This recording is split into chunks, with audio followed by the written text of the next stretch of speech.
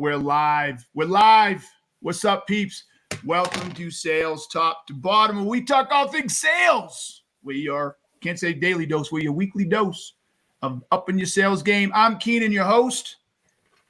Becc, I'm with the lovely Becc. Becc, what's my question for you today? I'm stuck. I don't have a question for you today. Who is your favorite host? No, you decline, veto. You come up with something better than that. No, that's my question. Wait, so you're telling me that you're the gap seller, the master of questions, and you don't have one question? I came unprepared today. I came unprepared. What do you think? What do you think about my bobblehead? These questions are getting lazier. I didn't know that there was an option of going downhill. Oh, I could go deeper and deeper. I really could. One question, Keenan. All right, so I'm moving on. What do you say? Oh, let's get going, shall we? Let's get into the show. Playfulness and humor is not Beck's forte, so we got to get right into the business. Oh, Keenan, what are your thoughts on the CU game? Someone who didn't even show up. I showed up. What are you talking about? Last I checked, the last two of these, we had to adjust for the lovely Becc. So I'm not sure I'm getting pounded for showing up, but I digress. And anyways, that was a great question Min just asked. Ask it again, Min. What are your thoughts on the last CU game? Against, I believe, Stanford, right? No, are you a Stanford? Oh, no, you're UT Dallas, guys. So. No, I'm UT Dallas. Yeah, no. So being a Buff fan, that had shades of the past. Like, it was painful. But I was at the game. It was a night game. It was cold because it was a night game, and because it's ESPN and everybody wants to make money, it didn't start till 8:30 at night. It's a late time for a game to start. So it was, and we were up 29-0 at halftime. Like, all right, we got this game, and we blew it. So it's painful. It's painful, but you know what? I'm in the long haul. My prediction: CU makes the football playoffs next year. Okay, and with that, we are on to the first segment of this podcast, which is Email Teardown. This is the segment where Keenan and Becc tear down emails and messages that were sent over to them. Now let's look at the first email. The subject line of this email is special offer for your YouTube channel. Let's take a look. This email reads, hello, Flip the Script. I checked your channel and you have a really good YouTube channel.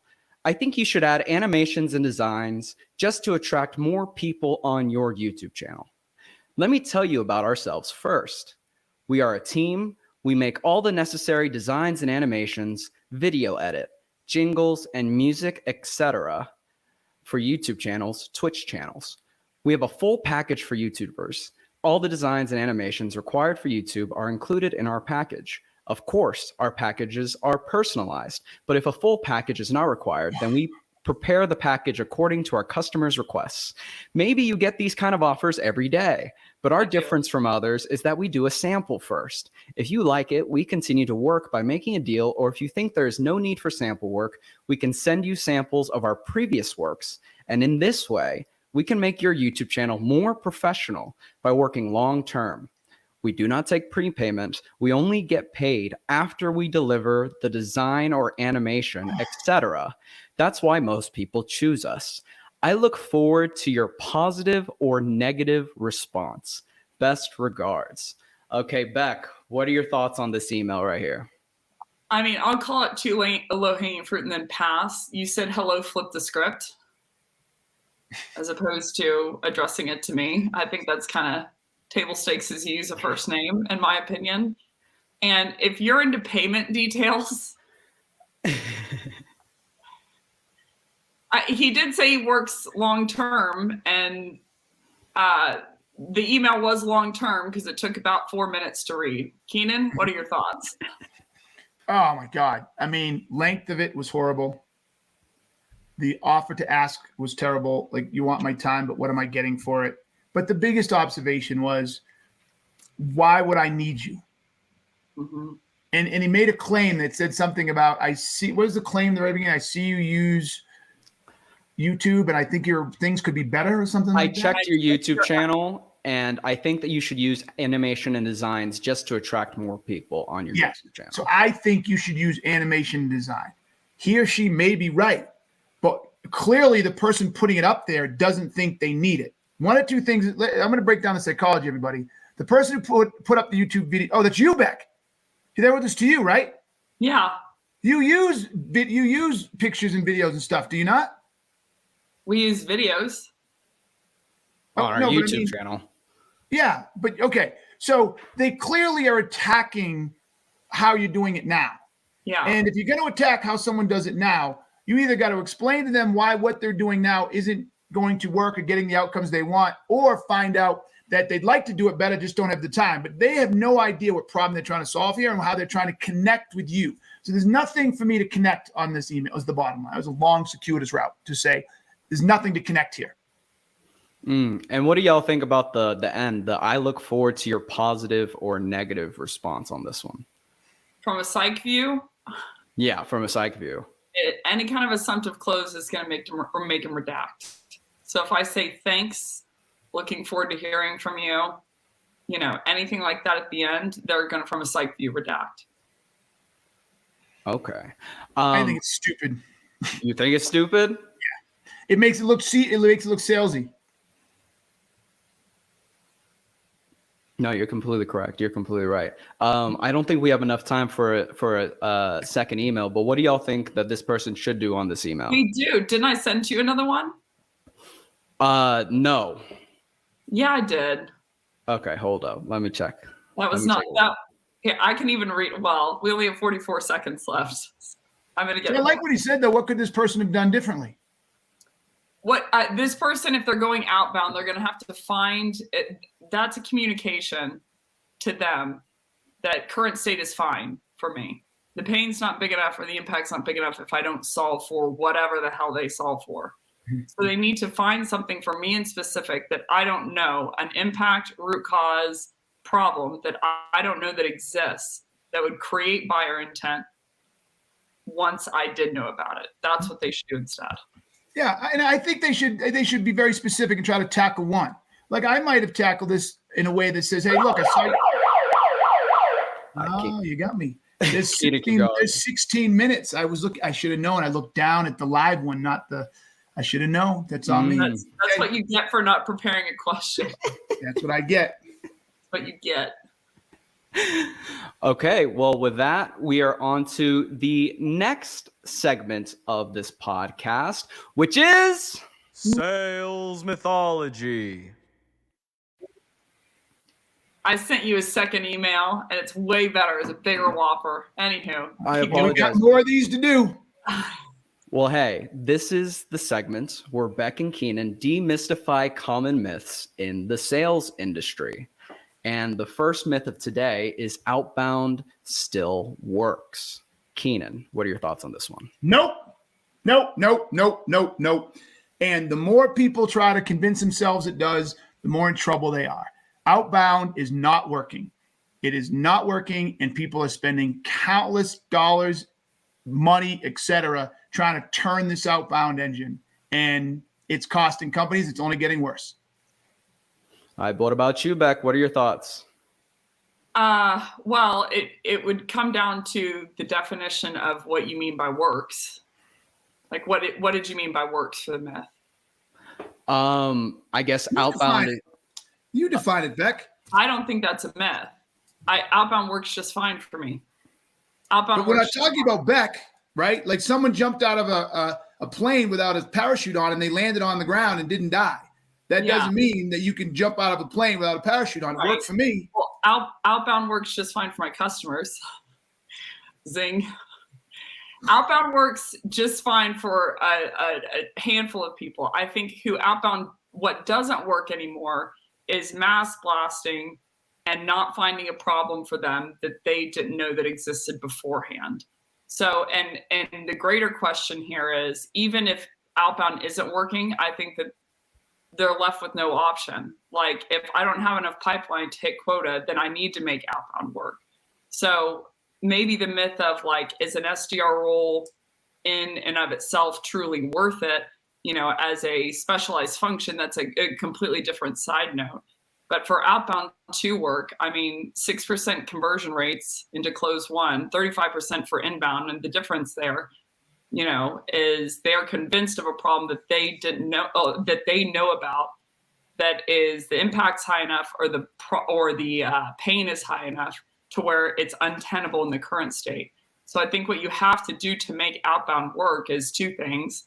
Number one, you need to find an impact, root cause, or a problem that they didn't know about beforehand, that their current state was tenable according to what they knew. But when you tack in those new impacts or those new, you know, essentially problems that they didn't know about, now all of a sudden their current state isn't tenable according to what they know now. So I think that's the first thing you need to do. And the second thing that you need to do is you need to pattern interrupt and contextualize it to them in specific. I don't care what is happening to generic VPs of sales. I care about what's happening to me that I didn't know about and teasing that out. But I think the reason that outbound, quote unquote, isn't working from the current state is nobody does that. But if you find those, then buyer intent all of a sudden is created out of thin air. So that's why you get a lot of tire kickers who will book meetings via outbound, you know, because the problem's not big enough, but they're like, while I'm here, I might as well go ahead and look into options in case the problem ever is big enough. So I think what you have to do, and I think it's very relatively simple, you just have to find information about them that they didn't know beforehand, and it'll work just fine. Okay. So Well, one of the biggest things that's causing for me to say that outbound is dead is because no one's picking up the phone. Okay, I don't care how good your message is, or no one's responding to emails. I don't care, or no one's reading emails. I don't care how good your email is. I don't care how good your outbound calling is. Now we have people with dialers. You can go through 1,000 people in 3 days and some shit like that, and they get 2 pickups. So you can't. And then Becc brought it up, and I applaud her, but we didn't go deep enough into it. You can't build a team of people paid 50, 60, 80, 90, 100K a year who are making 1,000 calls, you know, every 3 days using a dialer with only a 2% pickup, and think you're going to drive enough leads and to pay it off. I didn't, Becc, you would probably do this, but I read a post the other day, and I can't remember who it is, and shame on me. I think it was Sam something, Goodman or Sam something. Anyways, I read shit every once in a while. And he did a little math equation on what the average sales price should be to have an outbound SDR group. And it came out your average sales price isn't at least $35,000 to $40,000, you will never make your money back with an outbound motion engine. You just won't. So to me, that says outbound is dead. That alone. Well, to me, that doesn't get rid of the need for outbound. That gets hypothetically rid of the SDR, but then the AE just has to outbound. So the average connection rate is the average rep is going to make 40 dials a day, yielding 4 connects. Something you can do to exacerbate that average 3-4 exit is 2 p.m. to 6 p.m. Wednesday, Thursday, Friday statistically are going to be the best times for connects, for people to have a call and a conversation. But I think simply put, what's not being done, people are reading emails if it's the right email. They are opening emails if it's the right, there's only 2 things to it. It's like, or 5 essentially. Do they get the email? Do they open the email if they got the email? Do they read the email if they opened it? Were you relevant once they did? And psychologically, you should take care of them along the way. I can get people to read emails just fine if I step outside of the 250 words that are normal pattern words. We're the number one, we work with blank and help blank, do blank, looking forward to it, just bubbling is the top. Like, you have to use language that's outside of that, watch your email deliverability. And if you find a problem they didn't know about for them, they will respond. Like, I was talking to a guy today, it's 80% reply rate. 80% reply rate, like, that's high. And he's booking 5 to 6 meetings per week. So, and he's a full-time AE, meaning he only spends half of his time prospecting, and his ASP is 12 million. So it's not a small price tag. So I think it just comes down to, are you going to do the things that most people don't do? Outbound, how it's being done today, dead, for sure. We played a numbers game. It worked for a while. Now it's not working anymore. But outbound, how it could be done or how it is done when done well, is alive and well. And like, even if it is dead, they don't have an option. They have to hit a quota. They need more pipeline. What are they going to do? Sit there? It just Now the option is marketing. The option is marketing. Like you got to think, if I'm a rep, even if the option is marketing, what am I going to do about that? Increase. Yeah, marketing's not doing anything. Yeah, from a rep's point of view, I'm not going to argue. You need to call. But the idea of outbound being dead is the idea that we are supposed to put money into it, that it's a section of the organization, et cetera.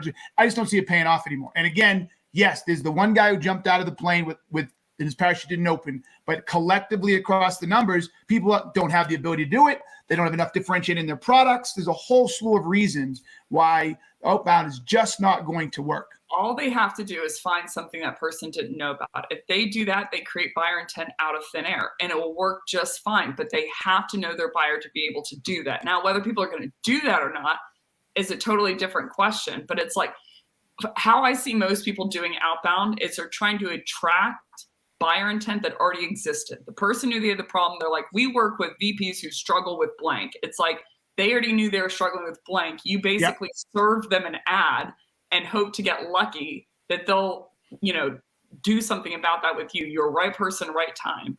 But you need to diagnose something that they didn't know to create buyer intent so that they are willing to do something about it. And they're convinced that they should do something with it, about it with you because you're the one that found it.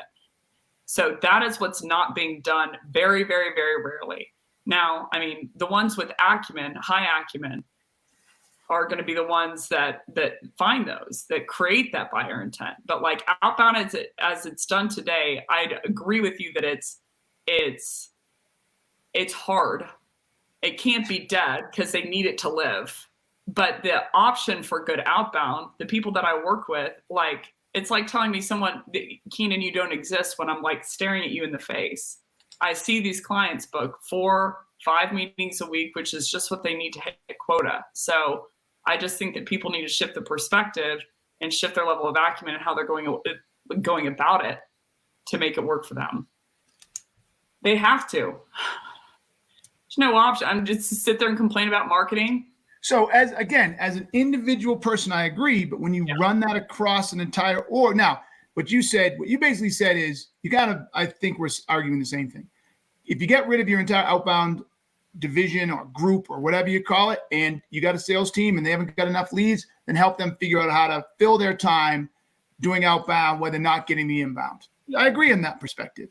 But from that perspective, I agree because they got nothing else to do. But from a collective, we are building an outbound engine and we have SDRs and we're going to feed these leads. We're going to generate enough business to pay for all of this. You're smoking crack.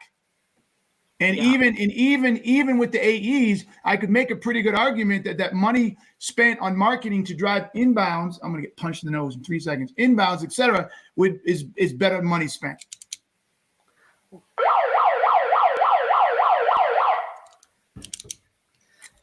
All right. If there's nothing else, then we are on to one myth. That's it. Yes, one myth. We ran that myth into the ground. Keenan thinks I'm rattled, but I'm not rattled at all. I'm spiced up. I'm like, you're talking to girls, talking to a rep today who's at 250 against a 30 million quota because of outbound strictly, no marketing. Wow. So how many salespeople in that organization? Oh, with the entire organization is 21,000 people.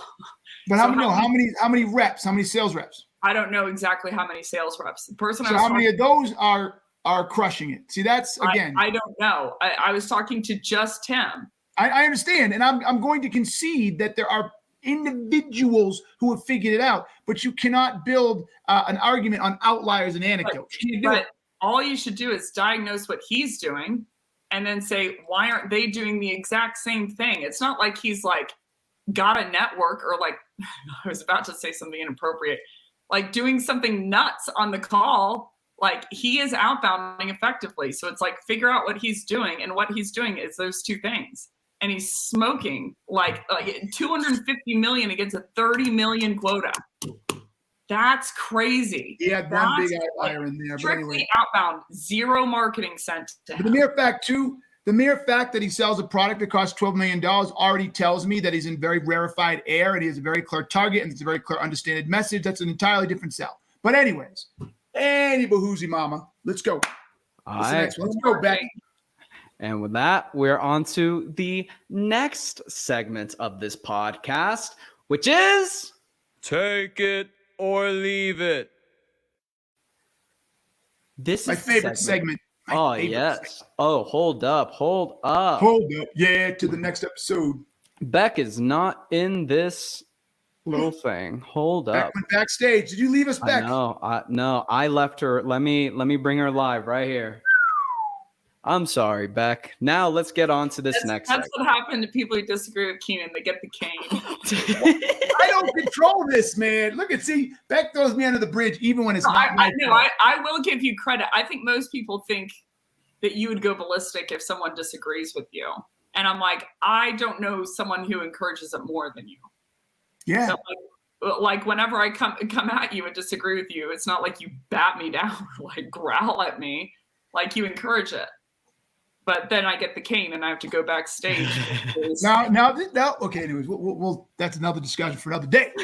But Beck knows it better than most people. Most people have 99% of most people who look at my public persona are completely wrong with who I am. 1,000% wrong. 100%. Okay. Well, this segment is called Take It or Leave It. This is the segment where I introduce common sales tactics, and Keenan and Becc let us know whether they would take it or leave it. And the first one of today is building a money-driven sales culture around making as much money as possible. Becc, take it or leave it. I knew you were going to leave with me. I'm going to take it. We're in capitalism, baby. And like everyone keeps saying like, oh, well, aren't salespeople supposed to help people? I'm like, yeah, but when they help people more and find more problems that they didn't know, they make more money. And sales, I think one element that you cannot take out of it, that everyone's trying to bleed out of it for some reason, to me, it's the people who can't hit quota. They're like, be more human and be more kind. I'm like, there's this competitive nature to sales. It's an objective metric. It's like track versus figure skating. Everyone's driven towards track because it's like, how fast did you run this quarter mile? So if you're saying to take out or it being only money motivated or only about the dollar, then I'm going to say leave it because there's a lot of other elements. But I don't think that money and quota only measures just that, like their desire to make cash. I think it also measures their desire to be competitive, always get 1% better, push the needle. And how they can do all of that is by diagnosing something that they didn't know and helping their buyer. So I'm going to take it. All right, Keenan, what about you? Take it or leave it. Poor Beck. He's a Poor leave Beck. Bless her soul. Bless her soul. That's what he does when he knows that he's wrong. The operative word here is culture. That is the operative word. And when you have a culture around making as much money as possible and all about the money, everything else you said goes away. Because a culture is about behaviors and the things that you emphasize and the things that you value.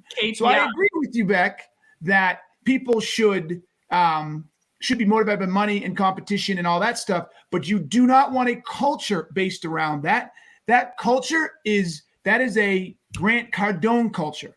Think about all the people that follow him and think about his persona. It's all about the money and the house. And that's a Wolf of Wall Street culture, right? That is not a culture of any healthy sales organization ever. All right. It might be the align. They align. All right. Go ahead. Keep going. Next up.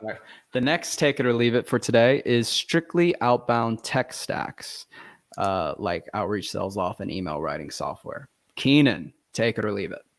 Now, it goes back to what we talked about earlier. Get rid of them. So the idea that you're going to have outreach and sales loft and Lavin, all this stuff built on the front end, when outbound doesn't work, that just increases your costs and puts it over the top. Now, I would be willing to buckle a little if you're in an environment like Becc said, and you have AEs who have at the current time do not have enough business to keep them going, then I would argue you could use that as a stopgap. But I believe very firmly that that outreach is dead, that outbound is dead. And I don't need to spend all this money trying to build all these processes and workflows to get people to pick up the phone or answer an email when they're just not doing it. Becc, would you like to close us out? So I'm confused by the question. I don't know what I'm saying. Take it or leave it to. Okay, hold up. Yeah, you should have got it anyway. Too smart. Take it or leave it. Strictly outbound tech stacks. What, does that mean buying only tech that is outbound, or does that mean buying tech that is only outbound? I believe it's buying tech that's only outbound. Okay, that the only function of it is outbound. Yes. No, just make it as buying them in general. Go with that. Or buying them in general. Yeah. Well, we could start with Outreach, Sales Loft. Everyone you just listed isn't just a strictly outbound software. It's used for inbound too. But even if it was, I'm still a take it. You need something to systematize, speed up, and give infrastructure to your teams, what they're doing, and if nothing else, to give the leaders visibility into what the rep is doing and what the rep is doing that's being the most successful so that they can replicate it across their team. So I'm definitely a take it.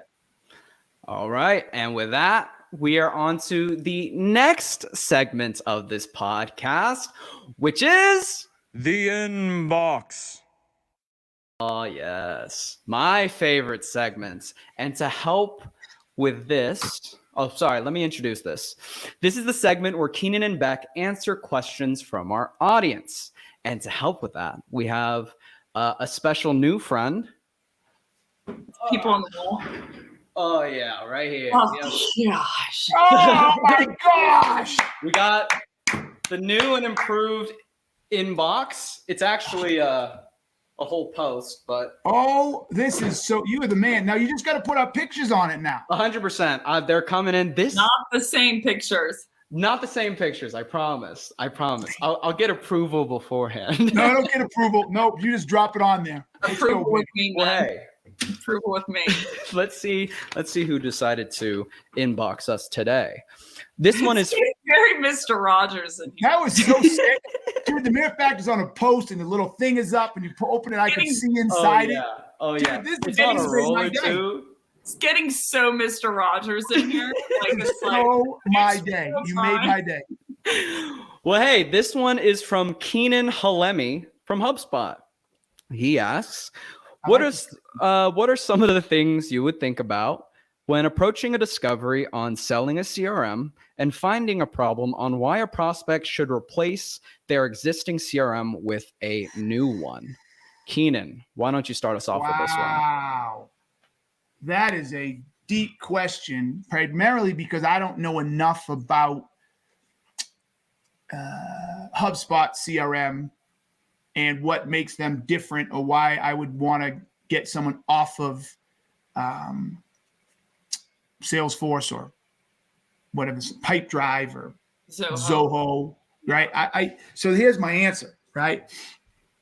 Start with asking yourself, what problems do you solve for your buyers or customers better than Zoho, Pipe Drive, and whatchamacallit? Then ask yourself, who has that problem that you solve better? Then once you've identified that target, then you want to start asking questions about that problem. So it's really interesting. What's his name? I didn't go all the way into it, but I'm going to give him some credit here. Is Guy, right? G. He did a video on, I'm pointing at you, Becc, because you love him. And he's there in France. He did a video the other day on Instagram, which I thought was really good. And he talked you're about following him on Instagram because I love him. Yeah, anyway, so go follow him. Guillaume. He did a video where he said that sometimes mature markets are the best markets to penetrate because the big players, they're something to everybody and they don't really serve a niche very well. And so we talked about MailChimp, and then I forget the name of it, but he said there was this new company that came out that found that MailChimp wasn't able to target creatives very well. And so they went after that segment. And so therefore my assumption of the story is anytime they reached out, they would say, as a creative, I'm sure you struggle using MailChimp, I'm going to make it up, to send video, or as a creative to send high resolution stuff. I don't know that to be the case. I'm just assuming what niche they drew up. So the point to this person's answer is, sorry, Becc, is find out where you're different and then see what problems exist that you solve better and ask your questions around those problems. All right, Becc, what about you? What do you think about this?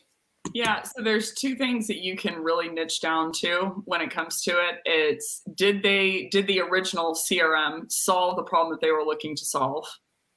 Which usually the answer within sales tech is no. That's good. Going for a lagging indicator. And then the second one is, did the existing CRM cause a lateral problem where it solved the original problem, but it created a new one? So for instance, Salesforce has a lot of functionality. There's a billion things that you could do with Salesforce. Incredibly, versatile across all teams. You can do invoicing through it, CSM through it. But they usually have to hire someone because no one knows how to freaking use it. Mm-hmm. So another piece is adoption for Salesforce. Like if you want to scatter a room of AEs, then just say the word Salesforce. I don't believe that as is how most people are using it, that they are able to forecast better, or they're able to track their deals to suggest proactive, like something that they should do on a deal to actually close won it. So I'm going to get binged on this. I'm just going to take it. I'm going to take it. Just horn me now. You want me to horn you now? Most of a tech stack's efficacy comes down to not the tech stack itself, but how you're using it.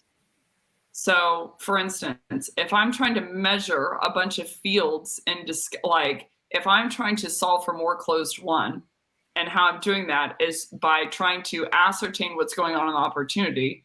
And how I'm trying to do that is to get the rep to enter a whole bunch of notes. If I don't proactively suggest to them the fields that I want for them to acquire, like root cause, problem, impact, current event trigger, etc. If I don't put those in the CRM for them to fill out, they're not going to ever put in and fill those out. So I would suggest that from a competitive perspective, what you're always going after is a lagging indicator for the buyer of for an SDR, it's going to be how does the CRM help them book more meetings that can come down to lead routing, playing into sequences, et cetera, which HubSpot does have a strength in. But I would niche down to playbook of how are they currently using Salesforce and double down there. So HubSpot, one of the things that it's famous for that I think is one of its huge strengths is attribution. No one can attribute from a freaking marketing lead of what was their first action or campaign that they took into closed won, where HubSpot has the biggest shot or opportunity at doing that. So I would try and go that angle of attribution. So where they are being successful, they can double down on that to hit their quota. That's the roundabout that I would go on.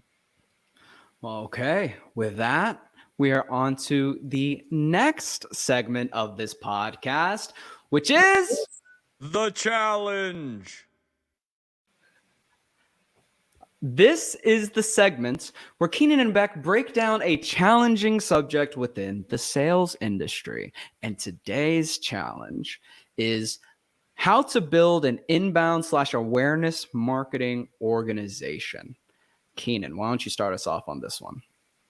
Becc, you look confused. I'm just a little sick. My throat hurts.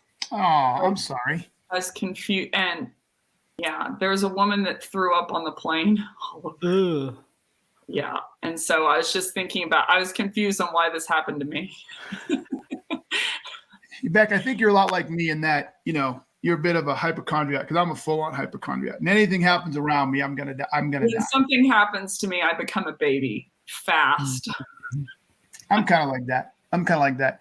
I live in the mountains, for those who don't know, and right behind me is BLM, Bureau of Land Management, so it's all open. And it really doesn't matter. It's not like bears come down and get into our trash, so I have to have a bear-proof trash can, or if my kids don't lock the bear-proof trash can, the bears get into it. So I tell you all this. I have a 3-level home, and on the bottom level by the garage is a big portion of the house, and we have mice come in all the time. So I hate killing things. I do. I let spiders go. I kill flies, but I let spiders go, and I let moths go, and so I try to catch the mice live, right, and then let them go. And this time of year, it's worse because you let them go. I let them go. I drive a mile away and let them go. but this is the time of year that gets to be more of them. And I finally figured out the problem was I blocked how they get in, but I digress. So I caught one live one day. It had been in their trap for a little while, like maybe a whole day. So I had been shitting and pissing this thing for a while. So I went up and I released it, and I forgot the trap in the car for like 6 hours. So I got into the car, and the smell and the aroma, I could feel it go through my whole nasal cavity, right? So of course I panic, because what do you think goes through my head now? Oh, you got rabies. No, you can't get rabies that way. There's something called hantavirus. That you get from their droppings in their pee, and it's airborne. Oh. And it's got a 38% mortality rate. 38%. So I am now panicked because I'm still within the window of whatchamacallit. From 1 to 8 weeks after exposure, you could get it.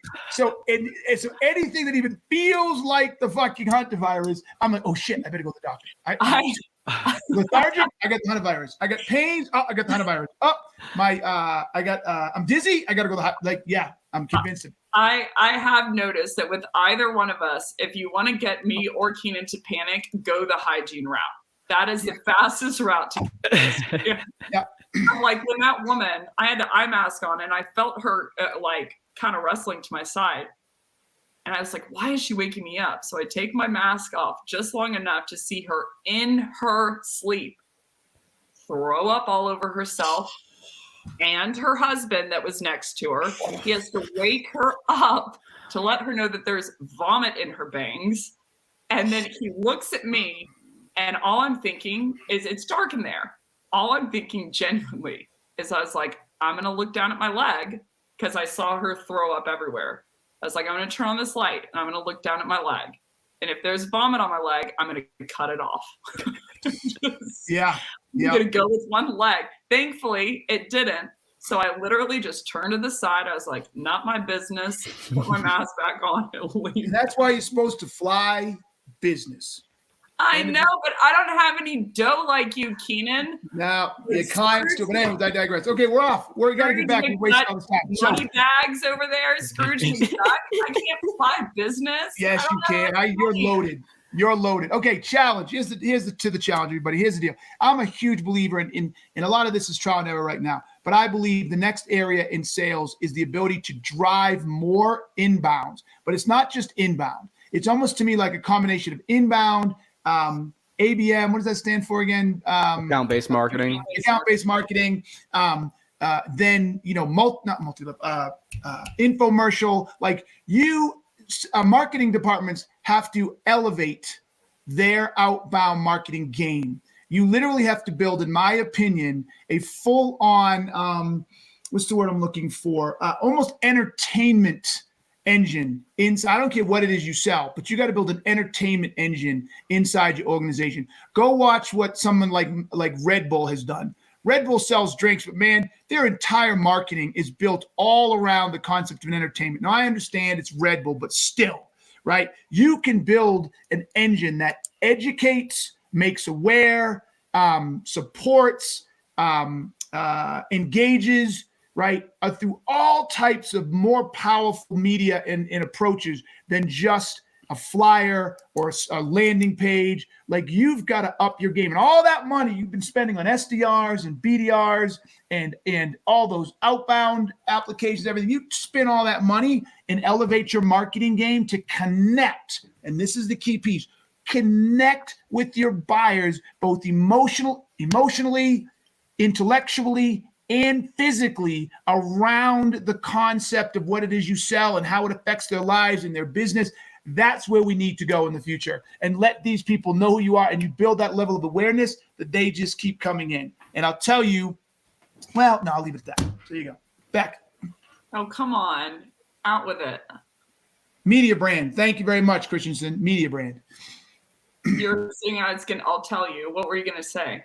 Well, I was just going to, because I don't think they actually did it. They're benefiting from brand awareness, but brand awareness is far more important now than it's ever been before. Awareness is absolutely critical, because there is so many, when people are out on LinkedIn and Instagram, you're being pounded with so many choices and so many examples of the same thing. Everybody should go back and read what's that one with the ants have megaphones? The long tail. Go back and read the long tail. Okay. I think we're forgetting.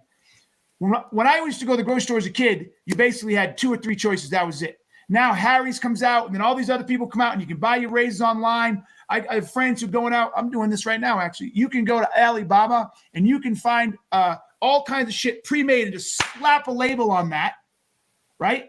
And you can literally create a brand. In skiing, there's a brand called Dope, and it's called Montec. Basically, the same company. And they just went and found all this pre-made shit on Alibaba, slapped their thing on it, and marketed the fuck out of it. Like just a massive marketing engine. They didn't design their stuff. They found stuff that was already being created by these manufacturers in China. And then what do? They marketed it like crazy. Now, of course, it's cool, but still, they market it like crazy. They've got this whole brand, and now they're challenging the traditional ski wear folks, right? So my point being is awareness is everything, everything. And those who have awareness win. And what I was going to say is Sandler. Sandler is nowhere close to being the product that it should be. But their awareness over 60 years that they're maintaining is why they still do well, right? So if you can create awareness and elevate your game, even if everybody knows who you are, but get more and more awareness for a thing, for an approach, you will create way more inbound and leads than you ever will through an outbound calling perspective. All right, Becc, what are your thoughts on this one? Well, if it's the challenge around inbound marketing and driving that, I'll bring up 2 challenges or 2 missteps that I think I see companies doing often. The first is they don't focus on education or having an actual perspective that works on the topic or the problems that they're trying to solve. So I think that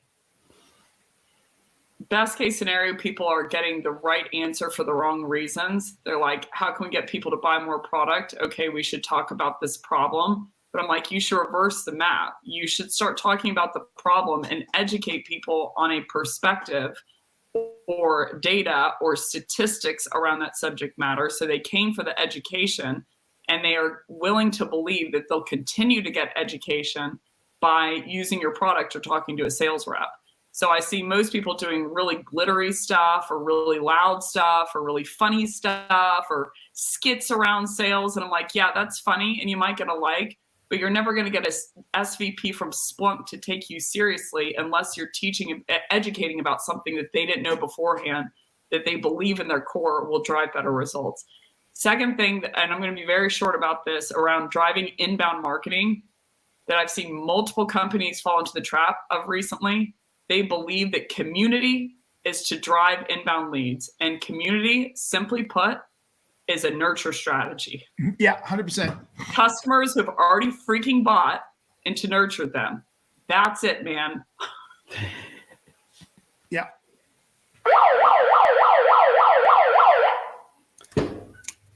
Voila. Voila. So relieved. Parlez-vous français? Oui, on peut. Well, you know Don't what? poo. Don't poo. She Don't said I poo. On poo.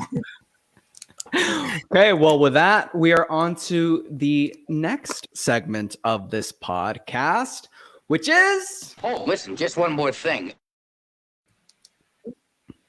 This is the last segment of our podcast where Becc and Keenan share what's on their minds and give us their closing thoughts.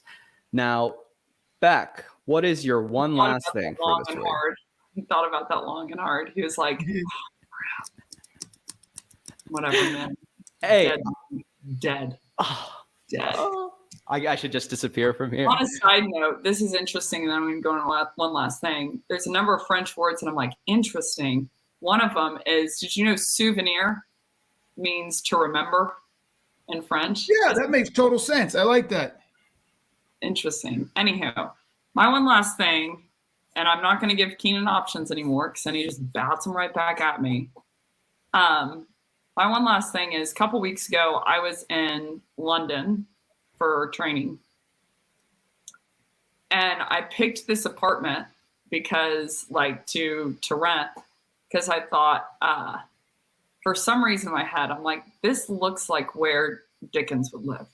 I thought that in my head. In France? No, it was in London. Oh. In London. So I was like, this just looks like somewhere. Oh, you meant to rent while you were there. Yes. Okay. Yeah, got it. Yeah, went to London for a training. And I'm like, oh, I need to rent a place or apartment or hotel room. Yeah. And so I was like, I'm going to rent this place because this looks like where Dickens would live. Even though it was impractical, meaning I could only rent it for 3 days and I was there for 5, I rented it. And I go there and I'm there for a couple days. And on the second or third day I was going for a run. And I noticed it across the street that it says Charles Dickens Museum. And I'm like, what? And so I go into this museum and it is Charles Dickens. For those of you who don't know, he's #1 author for me of all time, by far.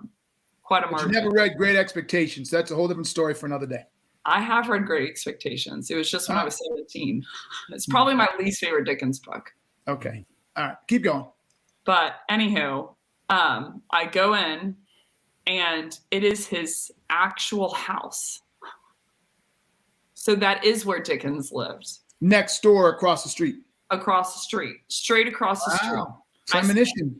4 hours in there. There was 3 Dickens historians that were supposed to be like helping people around, but all of a sudden I'm in a crowd with me and these 3 historians, and they're just spitting facts. Very interesting facts about him. Probably the best 4 hours I've had in a long time. I'm going through his house. There's his desk there where he wrote Great Expectations and A Tale of Two Cities. He started Barnaby Rudge in that house. I mean, like his study, there was even a mirror where he used to sit down and role play all the characters in his book with his face. The reason I'm telling the story is I wondered after that experience, I'm like, I picked that apartment because it just felt like it was him.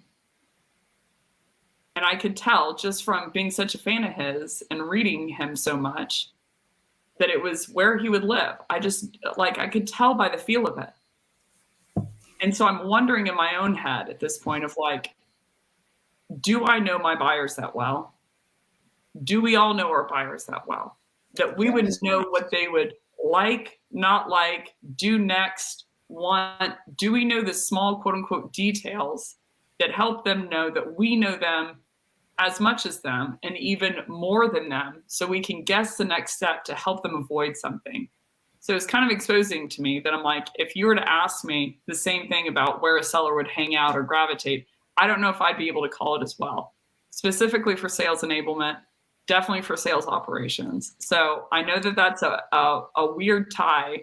But my push is even if you're not there, to go on that evergreen journey to where you can feel the impacts and situations that buyer would want to solve so that they feel like you're one of them that knows more about them than even they do.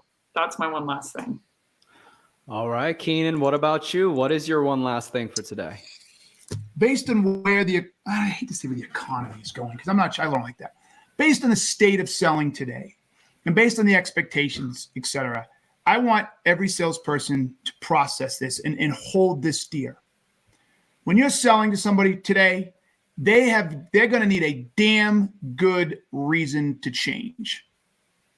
And if you can't help them figure out why they should change, you're not doing your job. And so if you think the reason they should change is because your product has XY features, or you think the reason they should change is because you're offering a discount, you got your head up your ass. Yeah. Okay? And this is what we're lacking today. This is my one last thing, folks.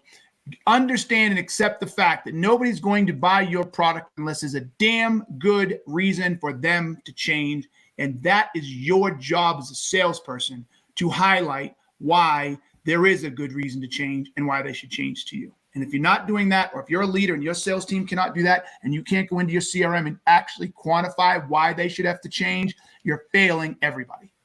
And too many organizations are failing today. It's time we stop failing. I have All something. right. Oh, Lisa, I want some more.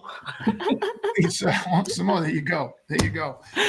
Well, hey, that's our podcast. Got it at the museum. All right, everybody. Well, thanks for showing up. That's another episode of Sales Top to Bottom. I'm your host, Keenan. And I'm your more fun host, Becc. See you next week. You know what they say? If you have to say it, it ain't real.